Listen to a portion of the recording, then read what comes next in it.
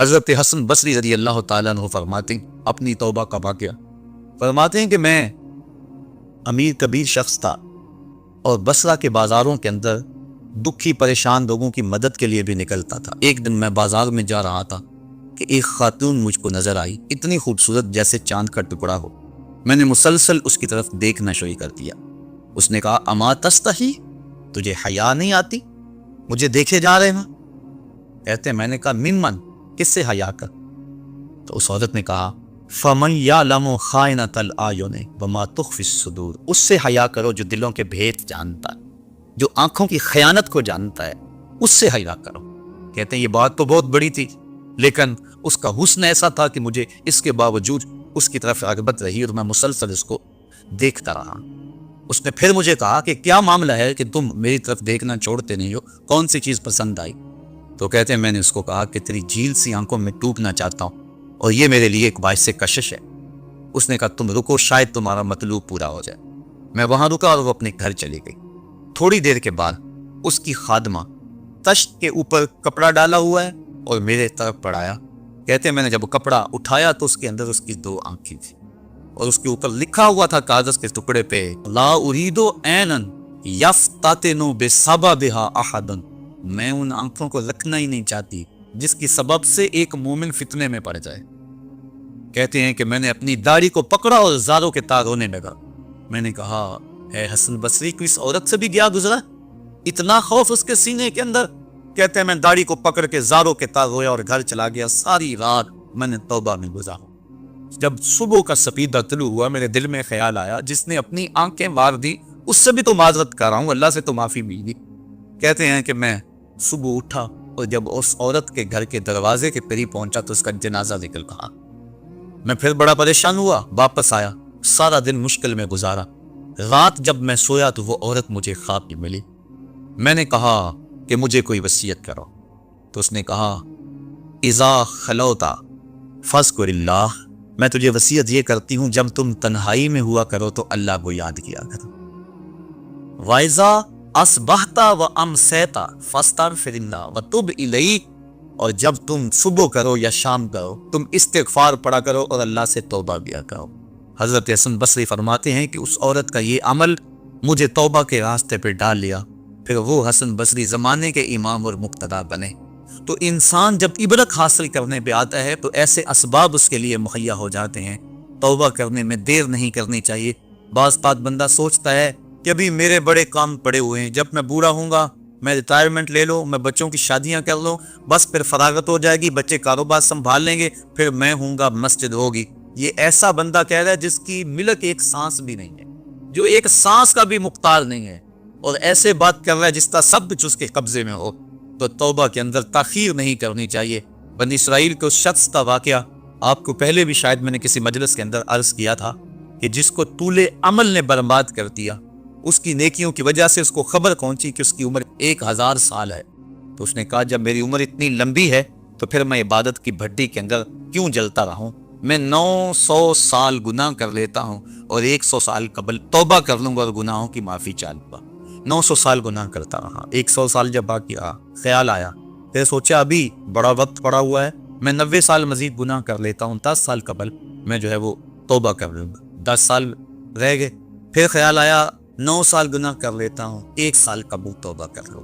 جب 1 سال رہ گیا پھر توبہ کی سوچ آئی تو کہنے لگا 12 ماہ ہوتے ہیں سال کے، میں 11 ماہ تک گناہ کر لیتا ہوں، 1 ماہ قبل توبہ کر لوں گا۔ پھر 1 ماہ بھی گزرا، ہفتے تک بات پہنچی، حتیٰ کہ 1 دن رہ گیا، اور پھر وہ کہتا تھا بھی فلاں فلاں گناہ میرا رہتا ہے وہ میں کر لوں۔ ایسی لت پڑ گئی تھی گناہ کہ بنی اسرائیل کا وہ شخص کہ جو اس انتظار میں تھا کہ بس یہ گناہ کر لوں اور یہ گناہ کر لوں پھر توبہ کر لوں گا، اچانک موت آئی اور موت نے اس کو دبوچ لیا اور وہ توبہ کے بغیر مر گیا۔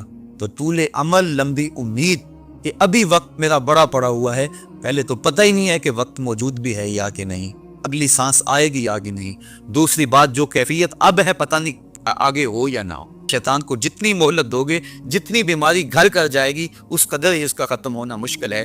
اس لیے جب گناہ کرے تو فوراً توبہ کر لے، گناہ مٹ جاتا ہے۔ اور اگر انسان کہتا ہے کہ نہیں نہیں یہ کر لوں پھر توبہ کروں گا، تو توبہ کو مؤخر کرنا انسان کو گناہ پر دلیر بنا دیتا ہے۔ اور ایک حدیث میں آتا ہے جب انسان گناہ کرتا ہے تو اس کے دل پر ایک سیاہ نقطہ پڑتا ہے، اگر وہ توبہ کر لے تو وہ مٹ جاتا ہے، دل شفاف ہو جاتا ہے۔ لیکن اگر وہ توبہ نہ کرے پھر دوبارہ گناہ کرے تو دل پر ایک اور سیاہ نقطہ پڑ جاتا ہے، پھر وہ گناہ کرتا رہتا ہے اور دل کے اوپر سیاہی پھیلتی رہتی ہے، حتیٰ کہ ایک دن آتا ہے کہ پورا دل اس سیاہی کی لپیٹ میں آ جاتا ہے، اور جب پورا دل سیاہ ہو جائے پھر گناہ کر کے بھی اس کو ندامت اور شرمندگی نہیں ہوتی۔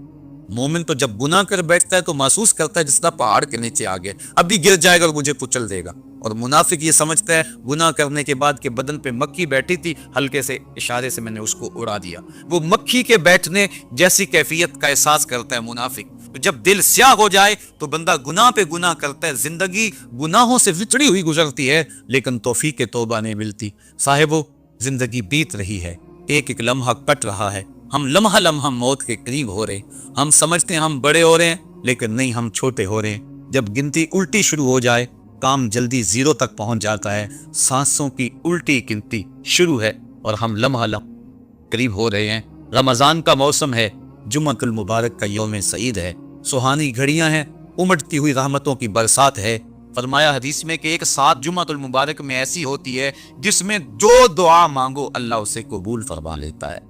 اور حضرت عبداللہ ابن مسعود رضی اللہ تعالی عنہ فرماتے ہیں کہ جس نے وضو کیا اور اچھا وضو کیا اور اس کے بعد 2 رکعت نوافل ادا کیے اور اس کے بعد دعا استغفر اللہ العظیم الذی لا الہ الا هو الحی القیوم واتوب الیہ، کہتے جس نے اس دعا کو پھر پڑھ لیا، اگر اس کے گناہ ہیں وہ سمندر کی جھاگ کے برابر بھی اللہ سارے معاف کر۔ مالک تو گناہوں کو معاف کرنے والا ہے، ہم ہی جہنم میں چھلانگے لگا رہے ہیں، لیکن وہ تو کہتا ہے آج میری رحمت کے دروازے کھلے ہوئے ہیں، اسیاں سے کبھی ہم نے کنارہ نہ کیا، تو نے بھی مگر دل آزردہ ہمارا نہ کیا، ہم نے تو جہنم کی بہت تدبیر کی، تیری رحمت نے بے کر گوارا نہ کیا۔ اس کی رحمتیں بندے کو آوازیں دے رہی ہے، یا ایھا الانسان ما غرک بربک الکریم، اے انسان تجھے کریم رب کے دروازے سے کس نے ہٹا لیا؟ الذی خلقک فسواک فعدلک فی ای صورۃ ما شاء رکبک، جس نے تجھے پیدا کیا، جس نے تجھے تخلیق کیا، تجھے حسن اور جوانی دی، تیرے اعضاء کو توازن اور اعتدال دیا۔ ذرا دیکھ تو صحیح، ماضی کو جھانک کر کے تو دیکھ، تیرے ہاتھ تھے پکڑنے کا سلیقہ نہیں تھا، تیری ٹانگیں تھی چلنے کا طریقہ نہیں تھا، تیری زبان تھی بولنے کا اسلوب تجھے نہیں آتا تھا، تو دودھ بھی مانگنا ہوتا تو دھوتا تھا۔ ہم نے تیری ماں کے سینے میں تیرے لیے پیار ڈال دیا، اگر ماں کے سینے میں پیار نہ ڈالتے بتا تو بچ جا، تیری گندگی سے تھڑ جاتا تھا، ماں صاف کرتی تھی، اگر ماں کے سینے میں یہ پیار نہ ہوتا تجھے کیڑے پڑ جاتے۔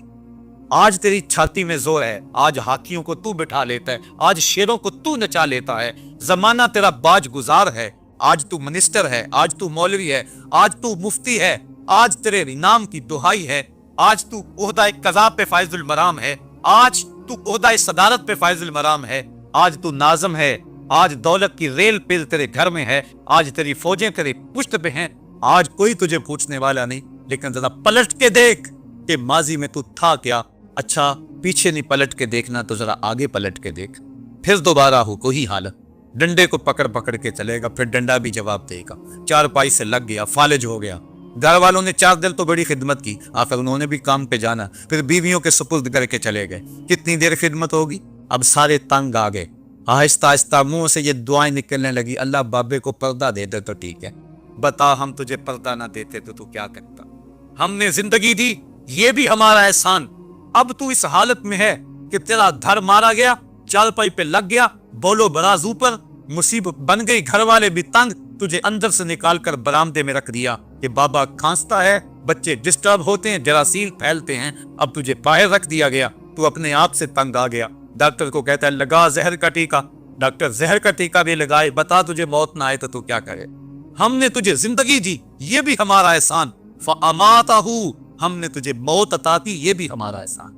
فَأَكْبَرَهُ، اور اگلی کہانی بھی سن، کتا بھی تو مرا تھا، گھسیٹ کے روڑی پہ نہیں ڈال دیے، بکری بھی تو مری تھی، گھسیٹ کے روڑی پہ نہیں ڈال دیا، اگر تجھے بھی پکڑ کے روڑی پہ ڈال دیا جاتا تو کیا کر سکتا تھا، لیکن ہم نے کہا نہیں نہیں، یہ میرا شاہکار ہے، اس کو غسل دو، بیری کے پتے بھی ڈال لو، صفائی ستھرائی خوب ہو جائے، चिट्टे लिबास का कफन दो, सनद सनद पे खुशबू मलो। अब सारे तुझे देखने आ रहे हैं तो दूल्हा बना, तेरा मुंह देखने सारे आ रहा, सारी बस्ती उमड़ी आ रही है तुझे देखने। फिर तेरी चारपाई उठी, 4 बंदों ने उठाया, कंधा बदल बदल के चलते, हर एक की ख्वाहिश है कि मैं कंधा दे लो। फिर मैंने कहा तेज न चलना, मेरे शाहकार को कहीं चटका ना। फिर तेरा एजाज और तेरा प्रोटोकॉल कि इमाम काबा भी हो तो वो पीछे और तुझे आगे रखा। इंसान जरा गौर तो कर, तू किस चीज पे नाजा है और भूल गया उस रब को। आजा, उसकी रहमत की बाहें खुली, वो बुला रहा है तुझको, आजा पलट के आजा। आना तो तूने है ही, कल जो कफन में मुंह छुपा छुपा के आता फिरेगा, आज खुले मुंह आजा, उसकी रहमतें आवाज दे रही हैं। या अय्युहल इंसान मा गर्रका बिरब्बिकल करीम। साहिबो, जवानी की तौबा बहुत बड़ी दौलत है। जो जवान है वो जवानी के एक एक लम्हे को गनीमत समझे। वो जवान जिसकी जवानी अल्लाह की इबादत में गुजरी, हुजूर फरमाते हैं कल क़यामत में जब कोई साया नहीं होगा, अल्लाह उसे अपने अर्श का ठंडा साया नसीब फरमाए। और बुढ़ापे के अंदर भी तौबा बड़ी दौलत है। वो जवानी की फजीलत ज्यादा है, लेकिन बुढ़ापे के अंदर भी तौबा नसीब हो जाए तो ये भी बहुत बड़ा आजाज है। वरना होता यह है कि कब्र में टांगे होती हैं और गुनाह पे गुनाह किया जा रहा है। वो क्या कहा था मियां मोहम्मद बख्श आरफे खड़ी रूमी कश्मीर ने कि हड्डियां कंबन गोडे खड़कन ते उड़ गया लक तेरा, अजय भी बदियों बास ना आए, जियो मरद दलेरा। है इंसान की तरफ भटक रहा है, मालिक तुझे आवाजें दे रहा है। कभी भागे हुए को भी यूं आवाजें दी जाती, कभी दर छोड़ के भागने वालों को भी यूं बुलाया जाता है, लेकिन कहता है तूबू इल्लल्लाह, आ जाओ, मेरी रहमत के दरवाजे खुले हुए हैं, अभी मगरब से सूरज तुलू नहीं हुआ। मेरे बंदे, जब तू तौबा का हाथ फैलाएगा, मैं तेरे गुनाह जो हैं वो फरिश्तों के ख्यालों से भी मिटा दूंगा, नामा अमाल से भी मिटा दूंगा। जो जमीन गवाह बनी है वो भी गवाही देना भूल जाएगी, तेरे आज़ाब भी भूल जाएंगे, गुनाह तुझे भी याद नहीं रहेंगे और इन 4 गवाहों को याद नहीं रहेंगे। कल कयामत के दिन जब रब के हुजूर मिलेगा तो कोई गवाह तेरे गुनाहों का मौजूद नहीं होगा। आ तो सही, झोली फैला तो सही, हम तो माइल बकरम हैं, कोई साइल ही नहीं। हम तो माइल बकरम हैं, कोई साइल ही नहीं। राह दिखलाएं किसे, कोई रहरे मंजिल ही नहीं। आओ, तौबा का दरवाजा खुला है, उसकी रहमतों का दरवाजा वाह है, उसकी करम नवाजियां तुम्हें आवाज दे रही हैं। झिझक आती है उसके दर पे आते हुए, चलो मेरे नबी का वसीला लेकर आ जा। वलो अन्नहुम इज़ ज़लमू अनफुसहुम जाऊका, अगर तुम गुनाह कर बैठे हो, अपनी जानों पे जुल्म कर बैठे हो, आओ तुम्हें तौबा का एक और रास्ता दिखाऊं, आसान रास्ता, कि तुम मेरे नबी की चौखट पे आओ और यहाँ आके माफी मांगो, फिर मेरा नबी तुम्हारे लिए हाथ उठा दे। तुम तो माफी मांगने आए थे, लवजदुल्लाह तव्वाबर रहीमा, तौबा तो मिलनी ही मिलनी है। नबी को साथ ले आए हो, मैं रहमत भी फरमा दूंगा, अजाफी रहमत अपनी जानब से फरमाऊंगा। आओ तो सही मेरी चौखट पे। अल्लाह के महबूब की चौखट पे सहाबा आया करते थे और महबूब के जब हाथ उठते तो फिर दुआएं कबूल होती, तौबा के दरवाजे खुल जाते और अल्लाह की रहमतें बरसती। अबू लबाबा की तौबा का वाकया कुतुब हदीस के अंदर मौजूद है और दीगर सहाबा की तौबा के वाकयात मौजूद हैं। हुजूर के इंतकाल के बाद हुजूर की कब्र पे चले जाओ। इमाम आता भी कहते हैं कि मैं हुजूर के रोज़े पे बैठा था, एक देहाती आया और हुजूर के रोज़े पे खड़ा होकर कहने लगा, हुजूर मैं गुनाहों की बख्शिश के लिए आया हूँ और बगैर मगफरत के तो नहीं जाऊँगा। कहते हैं वो इस कदर फरियाद करता रहा, रोता रहा कि मुझे इसकी हालत पे तरस आ रहा था। जब वो चला गया मेरी आंख लग गई, आंख लगी तो ख्वाब में हुजूर की ज़ियारत नसीब थी और आका करीम ने फरमाया, तुम या आता भी उठो और उस आराबी को तलाश करो और जब मिल जाए तो मेरी तरफ से जन्नत की बशारत है। और साहिब मदारक ने एक रिवायत लिखी है कि एक शख्स हुजूर के रोजे पे आया और हुजूर के मुबारक रोजा की मिट्टी को, तुरबत नूर को अपने सर में डाल रहा है और कहता है मैं तो गुनाहों की बख्शिश के लिए आया हूं। ये हुजूर के इंतकाल से 3 दिन के बाद का वाकया है। वो कहता है मैं तो मगफरत के बगैर जाना ही नहीं। वो तो चला गया लेकिन ये जम के बैठ गया, गनी के डर पे डेरे जमा दिए, कहा मैं तो नहीं जाऊंगा जब तक मेरी मगफरत ना हो। फनूदिया मिनल कब्र अन्नहु कद गुफिर लका। साब मदारिक लिखते हैं गुंबद खजरा से आवाज आई, जा तेरे गुनाहों को माफ कर दिया।